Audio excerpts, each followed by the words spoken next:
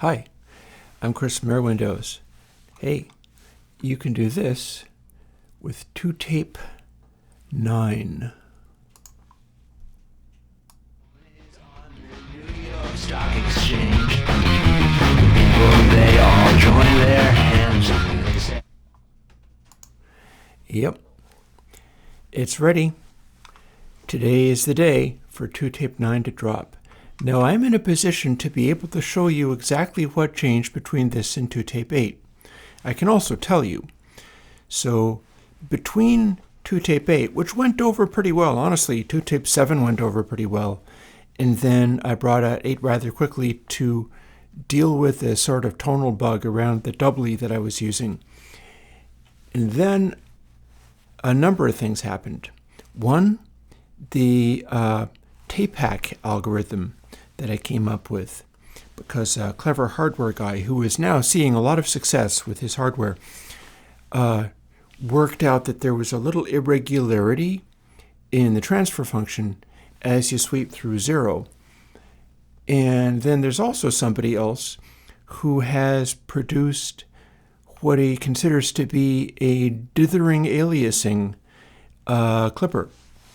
And that's also a very interesting concept and led to me doing some updates in my clip-only algorithm. And to get back to what we were talking about, here is ToTape 8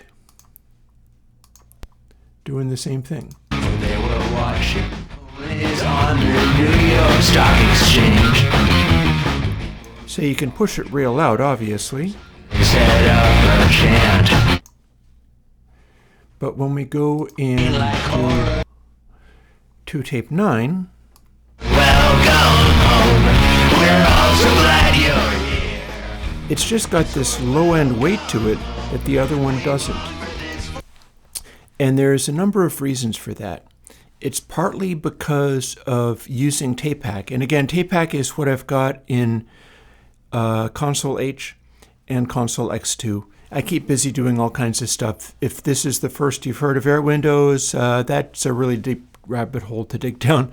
In a way, I don't envy you, and in a way I do, because there's a lot of good stuff to play with. But ToTape9 is doing the thing where I've got that slight irregularity in the transfer function that I learned about through a white paper from the hardware maker.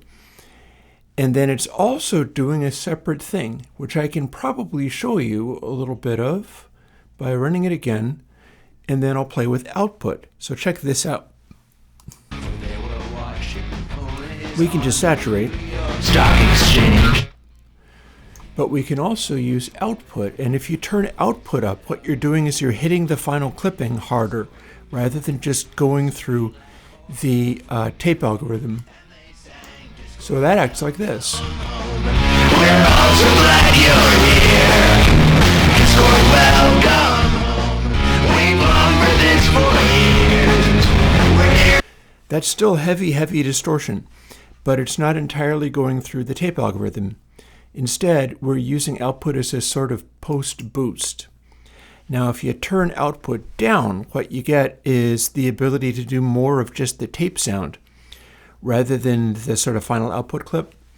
And if you have it set at 0.5, you get to do what's basically, it's calibrated in such a way where you can use it as a final loudinator or whatever it is you want to do. It doesn't have to be just loudination either. For instance, check this out. Here is a drum track. And dry, it sounds like this. This is a drum track where I've had copious complaints about how loud that cymbal is, to the point where I don't actually have it installed on the drum anymore. It's a ride cymbal, and it just is excruciating. But if you put it into ToTape9, we can start boosting, and boosting, and boosting. Next thing you know, we've rebalanced it. And I can turn it right down, and all of a sudden, the cymbals are louder than the drums again. because this is doing the thing like the hardware guy does a real good job of this, where it's doing high frequency compression, and that uses the most recent slew plugin that I put out is using a technology that I'm using in this. This is not an analog technology, this is a digital technique, but it is causing the highs to be suppressed as you drive them into the tape harder. This works on guitars as well. So here's your guitar sound, and what I'm going to do without even fooling with output or anything, everything is still flat as you can see. It has all the same controls as the previous version. We can push this, here I'll restart it, we can push this into the tape effect.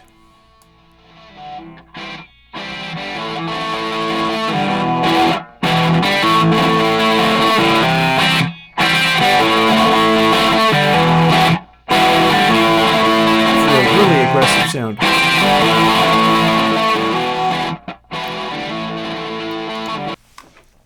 It's a guy I know back in the day, Tim Gillies, posted under the name Slipperman, and he has done a getting heavy guitar sounds tutorial that people might have heard of. Slipperman's recording distorted guitars from hell. And one of the things he says about actual tape, not necessarily plugins, mind you, but he says this about actual tape. It's probably also true for the hardware guy. Walther's Audio does this in hardware, and hardware is always better.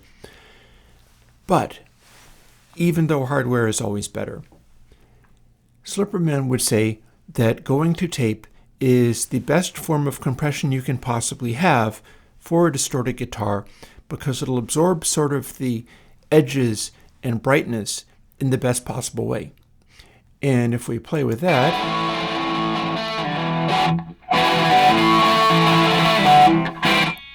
it does come forwards in a saturating kind of way. In fact, we do have the tilt and shape controls on here as well. So if I fool with tilt, it's going to revoice this guitar.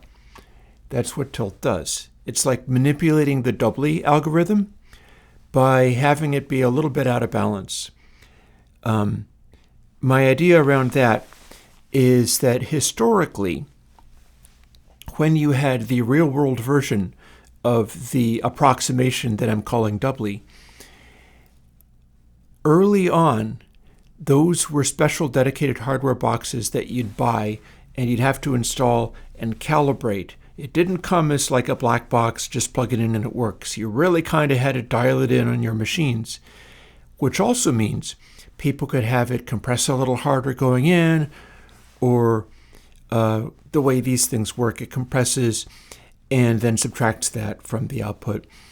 Or it could subtract a little more, and this gave rise to all different kinds of sounds from individual studios, because people would be calibrating them to utter perfection as far as their ears told them. And that meant unique sounds. And you get to do unique sounds with ToTape 8. For instance, here's that guitar again. Tilt does this.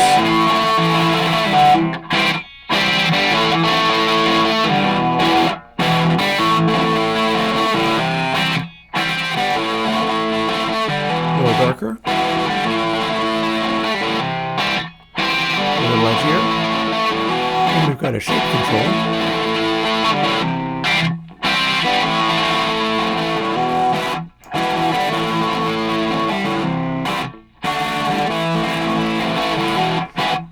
Works on the drums.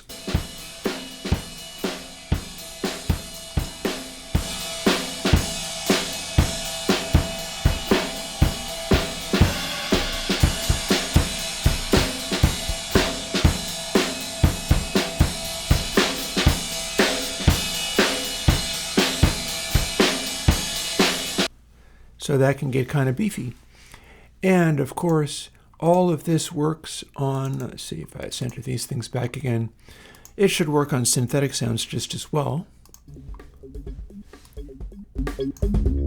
What I will do is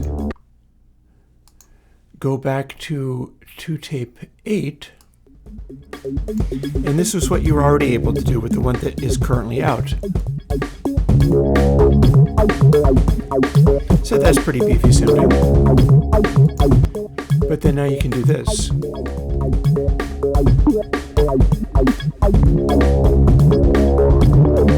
It's got a little grunge around it.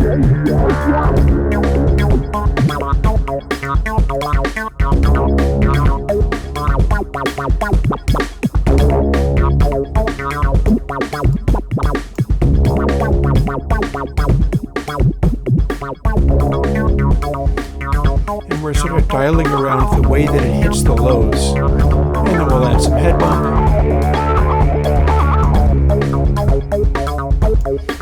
And we'll shift the head bump frequency down. And we'll pull output back just a hair so that we have a softer drive. And then we'll make Flutter go crazy.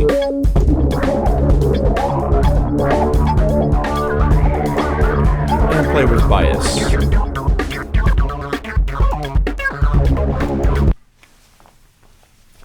Because all the other controls are still there too. But yeah, ToTape9 is basically just as good as ToTape 8, but way better. And it's because the guts of the algorithms are better than they were. And that's because people have been discovering stuff all across the industry and doing neat things with it. And it's generally possible to, like, this is not trade secret type stuff. The method of doing the kinds of things I'm doing here is not the same as the method of doing it if you were doing it in hardware. That's a completely separate thing. I still covet those. I have to wait and see if I can earn enough money this year to be able to buy some of the Walther's audio things because I still want them. But, and likewise, just adding noise to a clipper doesn't necessarily get you what I have put into ToTape9. There's also going to be a new clip only coming out along the same lines. Because what that is the guy who's doing a plugin along that, he's called it erosion clipping, is doing a complete sort of bass music tone shaping for being able to completely redesign the way that you hit clipping and the way that you splay frequencies out into high frequencies and noise-like frequencies and how they interact. And there's a cornucopia of stuff that he can do, whereas all that I did was made it like, as you hit clipping, high frequencies delicately come in and then get harder and harder as the clipping gets harder and harder. So if you have noise, you could make it so the noise starts out very quietly, gets a little bit louder, and then as you go to a full hard clip, the noise goes away again. Unlike the fellow who has been coding an interesting new thing along those lines. And so you're hearing that too. You are hearing the new form of clip only built in to ToTape9. And it's all ready to go, and it is all working, and you can play with it now. So my hope is that this is going to go over well. It's been a little while. Some of this stuff, it's been working for a while. It's been simmering for, I don't know, close to a year in some cases. ToTape has existed for longer than a year. But that's the thing, is I have this thing called the Patreon, and it means I get to continue to work on stuff. It also means I get to continue to work on stuff rather than trusting in luck to try to vibe code something and say, you should make the coolest ToTape plugin ever, and believing for some reason that that would be able to do it. Go ahead and try.